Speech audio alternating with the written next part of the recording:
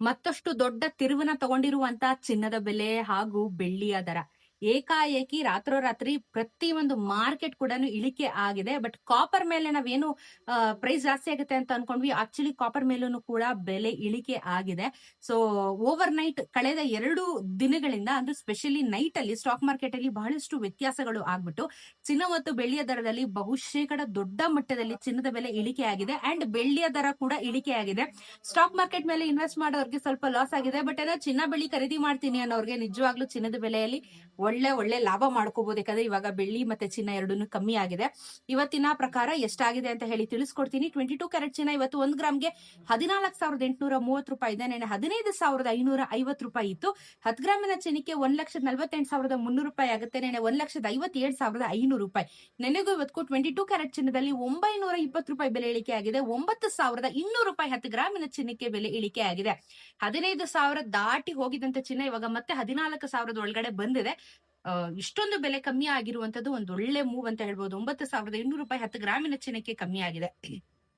24 carrot ಚಿನ್ನನು ಬೆಲೆ ಕಮ್ಮಿ ಆಗಿದೆ.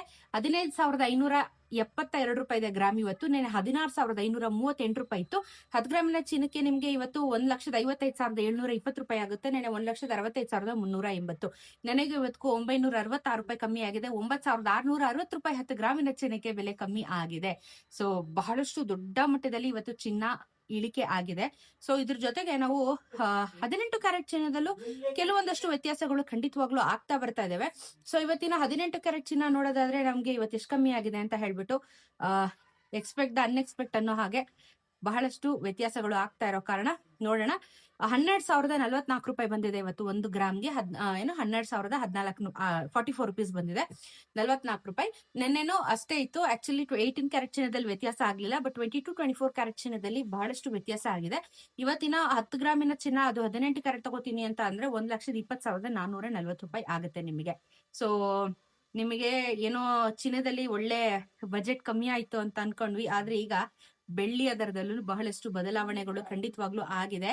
ಸೊ ನಾವು ಮೊನ್ನೆ ಎಲ್ಲ ನೋಡ್ತಾ ಇದ್ವಿ 4,10,000 ತನಕ ಹೋಗಿದಂತ ಬೆಳ್ಳಿ ಇವತ್ತು ಯಥಾಸ್ಥಿತಿ 2ನೇ ದಿನ ಮುಂದುವರಿತಿದೆ. 350 ರೂಪಾಯಿಗೆ 1 ಗ್ರಾಮಿನ ಬೆಳ್ಳಿ 3,50,000ಕ್ಕೆ ಬಂದಿದೆ.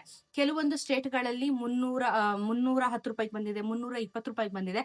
ನಮ್ಮ ಕರ್ನಾಟಕದಲ್ಲಿ ಬೆಂಗಳೂರಲ್ಲಿ 350 ರೂಪಾಯಿಗೆ ಬಂದು ಕುತ್ಕೊಂಡಿದೆ ಬೆಳ್ಳಿಯ ದರ. 3,50,000 ರೂಪಾಯಿ ವಿತೌಟ್ GST ಮೇಕಿಂಗ್ ವೇಸ್ಟೇಜ್ ಆಗುತ್ತೆ ಬೆಳ್ಳಿಯ ದರ. ಅಂಡ್ ಚಿನ್ನ ಕೂಡ ನಿಮ್ಗೆ ಗೊತ್ತು ಪ್ರೈಸ್ ಕಮ್ಮಿ ಆಗಿದೆ. ಎಲ್ಲಾನು ವ್ಯತ್ಯಾಸಗಳು ಆಗ್ತಾ ಇರೋ ಕಾರಣ ಮುಂದೆ ಕೂಡ ಪ್ರೈಸು ಕಮ್ಮಿ ಆಗುವಂತ ಲಕ್ಷಣಗಳು ಕಾಣ್ತಾ ಇದೆ. ಅಂಡ್ ಕಮ್ಮಿ ಆಗುತ್ತೆ ಅಂತ ಕೂಡ ಒಂದಷ್ಟು ಸ್ಟಡಿಗಳು ಬರ್ತಾ ಇದಾವೆ.